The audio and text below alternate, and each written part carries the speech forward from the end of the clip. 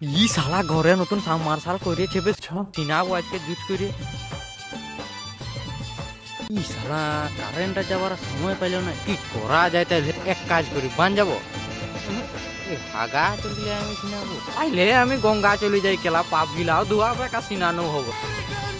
তো আমি এখন চলে আসিছি গিধনি স্টেশনে, ট্রেন আসার জন্য অপেক্ষা করছি। তো আমার দাদু গরু মা তো ফাইনালি আমার জন্য বন্দে ভারত পাঠিয়ে দিচ্ছে। তো আমি এখন কানে হেডফোনটা ঢুকাই আর ট্রেনটায় উঠে গেলি। শালা আমার দাদু ট্রেনে আমি এই সিট পাচ্ছি না, নিহাত পাই গেলি বলি নাই তো সবকে লাইঠাই খেতে দিতি আমি। দেখি মুড়ি খাওয়া তো কত করি তোর মুড়ি? 20 টাকা। 20 টাকা? না তোকে 10 টাকাই দিব চাপ। শালা ভোকও লাগছে তাহলে 20 টাকা এলে।